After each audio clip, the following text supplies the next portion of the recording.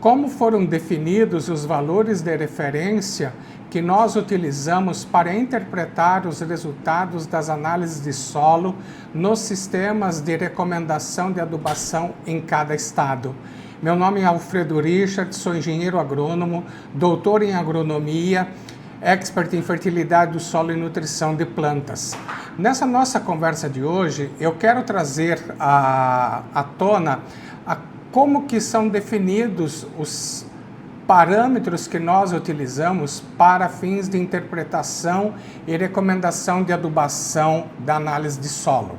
Eu não sei se a grande maioria de vocês sabem que cada estado possui um sistema específico de recomendação de adubação e esses sistemas, na sua grande maioria, vamos usar como exemplo para essa nossa ilustração a recomendação de adubação para os estados do Paraná, em especial onde eu resido.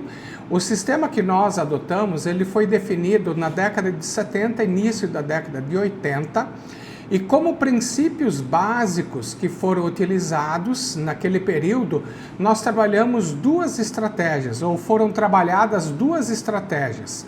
A primeira, nós trabalhamos o estabelecimento de quais seriam os melhores extratores para determinado nutriente.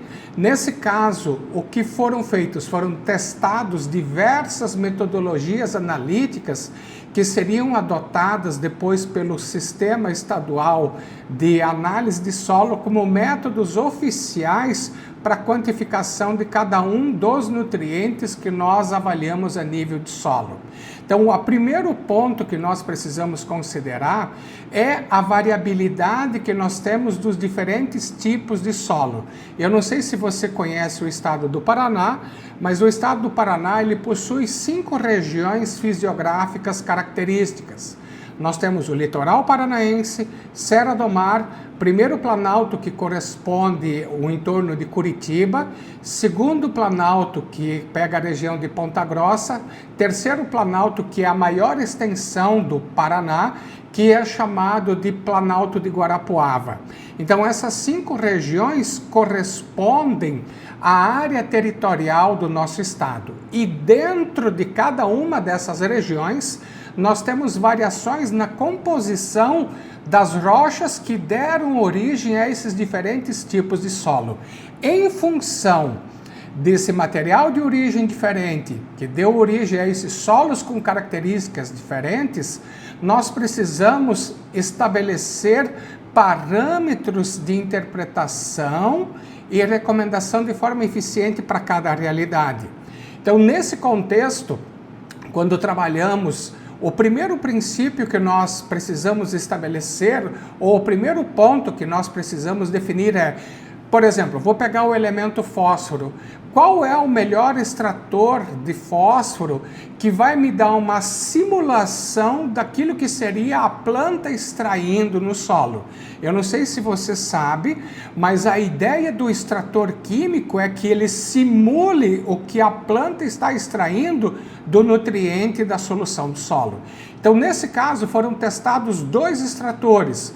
O extrator Merlick 1, que é a mistura de 2 ácidos, ácido sulfúrico e ácido clorídrico, e a resina de troca aniônica. Naquele período, ambos os extratores mostraram boa correlação, porém a resina sempre foi melhor, e isso você não vai ouvir de forma oficial dos órgãos estaduais aqui no Paraná. Mas o método Merlick 1 se mostrou muito eficiente na quantificação de fósforo, tanto que nós o adotamos até hoje. Então, o primeiro manual que surge de recomendação de adubação no estado do Paraná vem no início da década de 80. Então, nós utilizamos desde então este extrator como oficial. Agora, então, a partir desse momento, qual é o segundo passo? Foi criada uma rede de ensaios a nível de estado, aonde se desenvolveu curvas de resposta para cada cultura. Por exemplo, vamos focar na soja, que é a nossa principal commodity trabalhada a nível de Brasil. Nesta condição, se montou experimentos em vários locais do estado do Paraná, se testou doses crescentes de fósforo via fertilizante, cultivou-se com soja essa área, colheu-se a soja, e em alguns casos foi realizado coleta de folha para poder avaliar a extração de nutrientes durante o desenvolvimento da planta, mas após o ciclo da cultura, o que era feito? Era colhido a planta, avaliada a produtividade em cada parcela experimental. Sim, todo esse trabalho era feito em parcelas experimentais, não eram feitas em larga escala, porque até então não se tinha uma recomendação de quanto que eu precisava aplicar do nutriente em função do teor que eu tinha no solo. E essa era a dúvida, essa era a pergunta que se queria responder com essas pesquisas. Então, nessa condição, depois de colhida a soja, coletava-se solo, enviava-se para o laboratório e determinava-se o teor dos nutrientes, nesse caso fósforo, para avaliar como que estava a disponibilidade nesse contexto. A partir disso, nós vamos para uma segunda etapa, aonde se repete esses ensaios por um prazo de 3 a 5 anos.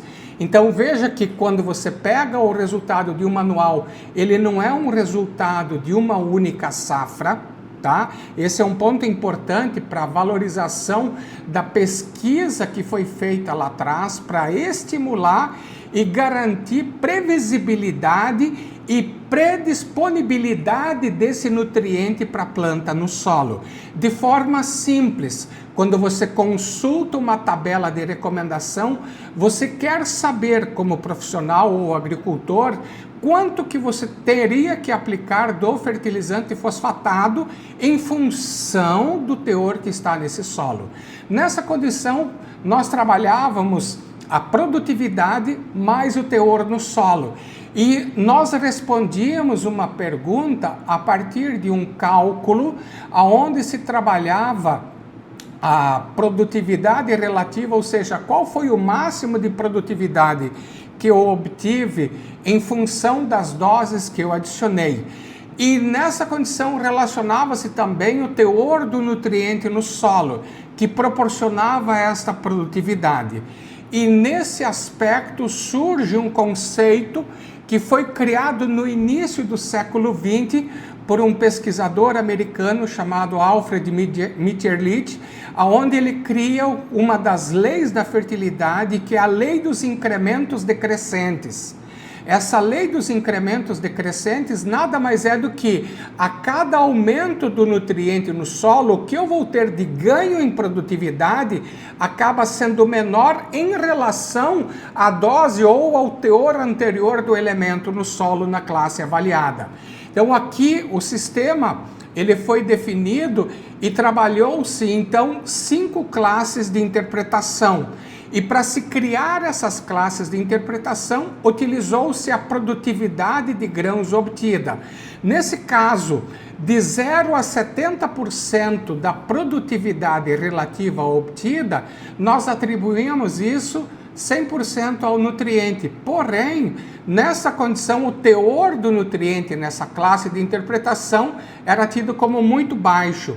Para a classe baixo, a produtividade entre 71% e 90% da produtividade relativa, para a classe médio de 91% a 100% da produtividade relativa e a classe alto acima de 100% da produtividade relativa, e alguns sistemas estaduais previam até a classe muito alto, que seria 120% do rendimento relativo. Então, a partir disso, nós conseguimos ter uma resposta em função do que tinha no solo e de como a planta respondeu em produtividade. A partir dessas informações foram confeccionados os manuais para que hoje nós pudéssemos ter, conforme essa imagem que eu estou mostrando agora, um sistema onde eu tenho o efeito do solo competindo com o nutriente, que nós vamos chamar de correção. Nessa condição eu tenho baixo teor dos nutrientes e essa faixa de correção ela corresponde à classe de interpretação muito baixo, baixo e médio. A segunda faixa, que nós vamos chamar de faixa de manutenção, nesta condição a fome do solo já diminuiu, ou seja, com as adubações crescentes, eu consegui elevar o teor do nutriente no solo, ok? Então, nessa condição, eu vou garantir uma quantidade de fertilizante para que eu consiga produzir aí, pelo menos o 100% da produtividade relativa. E uma terceira classe, quando, com o passar de muitos anos aí de agricultura, esse solo já atingiu teores de interpretação na classe alto a muito alto. Nessa condição nós vamos chamar de adubação de reposição, aonde eu simplesmente vou repor o que a planta está exportando pelos grãos.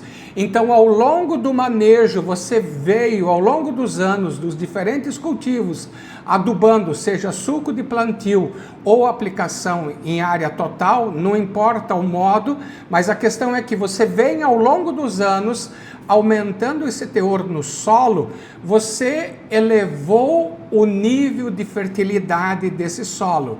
Nós chamamos agora, então, esses solos, quando estão nas classes de interpretação alto a muito alto, de solos de fertilidade construída. E esta é uma das necessidades ou uma das demandas que nós queremos. Nós queremos melhorar o teor do nutriente no solo ao longo das adubações. Porém, em algumas situações de tipos de solo a nível de Brasil, onde a fertilidade é muito baixa, nós vamos trabalhar uma estratégia que é a adubação de correção, onde eu vou corrigir o teor do nutriente para que ele atinja pelo menos o teor médio. Nesta condição, a adubação de correção tem por finalidade, na abertura diária, você elevar esse nutriente para pelo menos o que nós vamos chamar agora de nível crítico. Nível crítico é o teor médio desse nutriente no solo. Então nós queremos que, para que essa área que está sendo inserida no processo produtivo, agora eu tenha um teor pelo menos de médio para poder iniciar. Mas iniciar os cultivos aí de soja, milho, enfim, a cultura que você for implantar nessa área. O ponto-chave é, nós precisamos entender como que o sistema ele foi estabelecido para daqui para frente podermos fazer a evolução desse sistema. Então, um dos aspectos-chave dentro do manejo da fertilidade é entender esses conceitos básicos que nós trabalhamos para que agora nós possamos evoluir a nível de agricultura. Você sabia dessas informações? Conhecia essa realidade? Se você não conhece esse canal, eu peço aqui que você se inscreva, deixe seu comentário, deixe suas dúvidas, compartilhe com seus amigos. Até breve!